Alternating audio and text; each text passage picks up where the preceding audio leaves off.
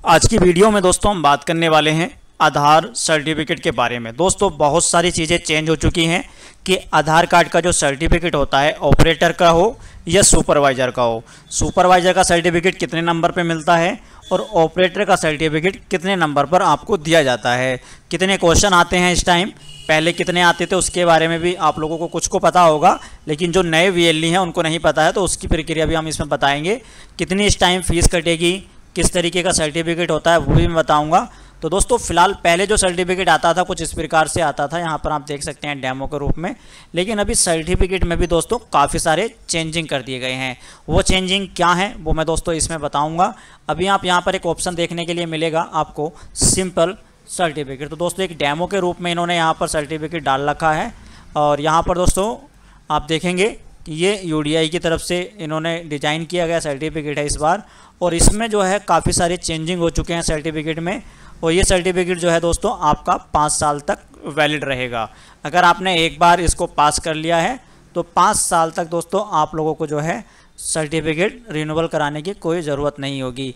पहले जो था दोस्तों लाइफ टाइम के लिए होता था, लेकिन अभी इन्होंने काफ़ी सारी चीज़ें चेंज करने के बाद ये चीज़ें भी दोस्तों आपको इसमें लिखी हुई होंगी। जैसे यहाँ पर आप देख सकते हैं डेट ऑफ इशू होगा और डेट ऑफ एक्सपायर, ये दोस्तों सारी चीज़ें आपको मिलेंगी, और वो भी दोस्तों क्यूआर कोड के हिसाब से, क्यूआर कोड के माध्यम से आपको पता ही है सारी डिटेल आपकी उसमें हो जाती हैं सेव।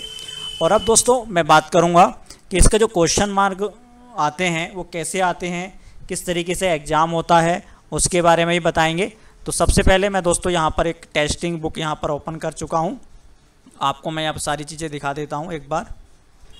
ये भी दोस्तों मैंने एक डेमो के रूप में यहाँ पर मॉक टेस्ट का एक डैशबोर्ड खोला है, और सिंपल दोस्तों ऐसे ही आपको वहाँ पर डैशबोर्ड मिलेगा सेम टू सेम।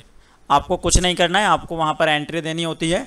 एंट्री में आप लोगों को अपना सर्टिफिकेट और जो आप अथोराइज लेटर लेके जाते हैं, दूसरा आपका एडमिट कार्ड हो गया, लेकिन अभी अथोराइज लेटर मान्य नहीं कर रहे हैं लोग। अभी बहुत सारी चीज़ें चेंज हुई हैं, उसके बारे में जो भी जानकारी मुझे मिलेगी उसके बारे में मैं आगे बताऊंगा। फिर उसमें यहाँ पर सेक्शन आपको मिलता है, आपको यहाँ पर जाके यूडीआई आधार सिलेक्ट करना होगा, फिर स्टार्ट एग्ज़ाम पर क्लिक करना होगा। ये इतनी सारी चीज़ें दोस्तों आप पहले ही अगर सीख जाओगे तो वहाँ पर आपका टाइम बच जाएगा। तो इस प्रकार से ये चालू हो जाता है, आपका जो टाइमिंग है वो यहाँ पर चालू हो चुका है।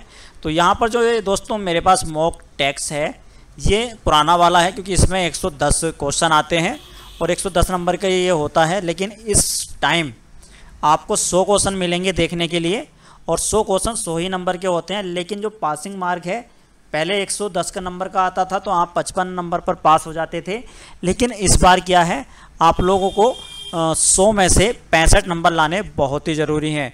अगर आप 65 नंबर नहीं लाते हैं तो आपका जो एग्ज़ाम है वो दोस्तों रिजेक्ट हो जाएगा, आप फेल हो जाएंगे। और अगर 65 नंबर आपके आ जाते हैं तो आप आधार ऑपरेटर बन जाएंगे, एक आधार ऑपरेटर का आपको सर्टिफिकेट मिल जाएगा।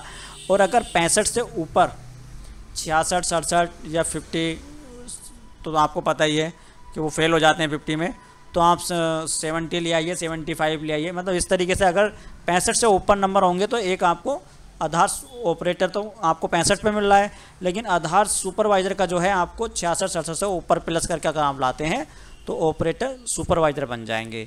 तो इतनी सी प्रोसेस होती है। अब इसको एग्ज़ाम कैसे देना होता है, जैसे क्वेश्चन यहाँ पर दे रखे हैं, ये अभी मौखिक टेस्ट जो है हमारा इंग्लिश में टाइप किया गया हुआ है, डेमो के रूप में दोस्तों मैं आपको दिखा रहा हूँ। और यहाँ पर जैसे क्वेश्चन दिया गया है तो वहाँ पर आपको दोस्तों इंग्लिश और हिंदी दोनों में मिलेंगे। जितना बड़ा चार्ट यहाँ पर दे रखा है ऐसे ही नीचे दे रखा होगा हिंदी में, तो उसके लिए आपको नीचे की तरफ इस तरीके से स्केल करोगे तो सारी चीज़ें आपके सामने शो होती रहती हैं। अब आपको करना क्या है दोस्तों, जैसे इस क्वेश्चन का जो भी आंसर होता है उसको आपको राइट क्लिक करना है। राइट क्लिक करेंगे तो आपका यहाँ पर क्वेश्चन बन लग गया है। अब दोस्तों थोड़ा सा इसको नीचे कीजिए, यहाँ पर एक नेक्स्ट करने का ऑप्शन है, तो नेक्स्ट क्वेश्चन पर यहाँ पर आ जाएंगे। जैसे इस क्वेश्चन का आंसर सपोज़ कीजिए कि ये है, तो आप करेंगे यहाँ पर तो 2 नंबर पर टिक लग गया है। तो इस तरीके से आप जितने क्वेश्चन अटेम्प्ट करते जाएंगे इसी तरीके से आप नेक्स्ट करते जाएंगे। बाई चांस दोस्तों आपको लगता है कि यार ये आंसर इसका नहीं है और ये आंसर मुझे लगता है, तो आप इसको भी यहाँ पर क्लिक करके लगा सकते हैं, या आप यहाँ पर क्लियर भी कर सकते हैं, इसको हटा सकते हैं इस बटन से। या फिर दोस्तों अगर आपको बैक क्वेश्चन भी अपना करना है तो यहाँ पर प्रीव्यू का ऑप्शन होता है, आप बैक भी अपना दूसरे क्वेश्चन पे जा सकते हैं।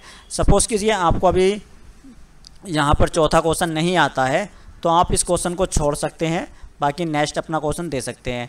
अभी फ़िलहाल दोस्तों ऐसे ही हम मानते हैं इस क्वेश्चन का क्या अर्थ है, जो भी अर्थ होगा तो आप उसको क्या करेंगे, जैसे मैंने दोनों वर्थ पे लगा दिया, इसका जो आंसर है ये सही है।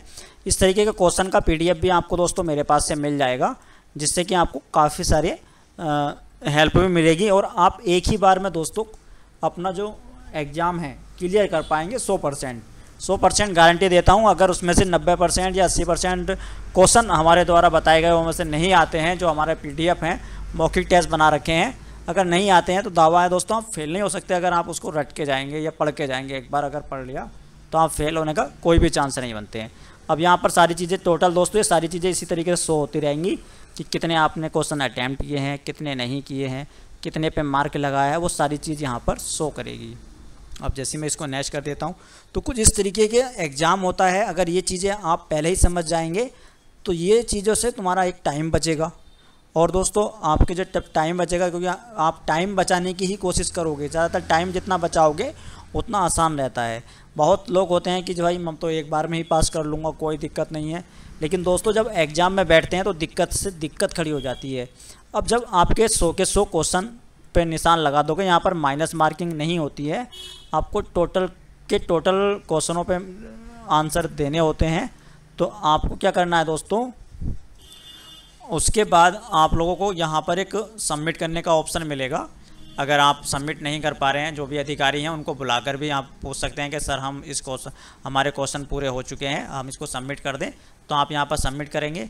सबमिट करने के बाद आपको जो है ये इस तरीके का डैशबोर्ड ओपन होगा। तो दोस्तों ये 3 बार आपको यहाँ पर फिनिश करना होता है स्टेप बाय स्टेप, और उसके बाद जितना भी आप क्वेश्चन करते हैं वो रिज़ल्ट आपके सामने यहाँ पर आ जाता है। आपने कितने अटेंड किए, कितना क्या है, यहाँ पर टोटल मार्क्स दिखा देगा आपके कि आप इतने नंबर से पास हो गए हैं या फेल हो गए हैं। तो ये सारी चीज़ें दोस्तों अगर आप लोग पहले ही समझ जाएंगे तो आपकी टाइमिंग की सिस्टम आप जान पाएंगे। बहुत सारे ऐसे VLE हैं कि जो पहली बार जाते हैं वहाँ पर लैपटॉप पर जाकर बैठ जाते हैं कि सर मुझे ये बताइए, या बार बार आप बैक कर रहे हैं, तो उसमें दोस्तों आप भी डिस्टर्ब होंगे, आपका टाइम भी डिस्टर्ब होगा, और जो अधिकारी होगा वो भी आपको डांट सकता है कि भाई जब आप एग्ज़ाम देने आए हो आपको ये सारी चीज़ें घर पे सीख के आनी चाहिए थी। तो फिलहाल दोस्तों अगर इस वीडियो में आपको थोड़ा बहुत भी कोई नोटिफिकेशन अच्छा लगा हो तो हमारे वीडियो को लाइक करें, चैनल को सब्सक्राइब करें, और इसी तरीके का अगर कोई भी और क्वेरी है तो आप मुझे दोस्तों कमेंट बॉक्स में ज़रूर बताएं। मैं कोशिश करूंगा कि आधार से संबंधित जो भी क्वेश्चन है ज़्यादा से ज़्यादा आप लोगों को दे पाऊँ, जो भी ज़्यादातर दोस्तों क्वेश्चन आते रहते हैं।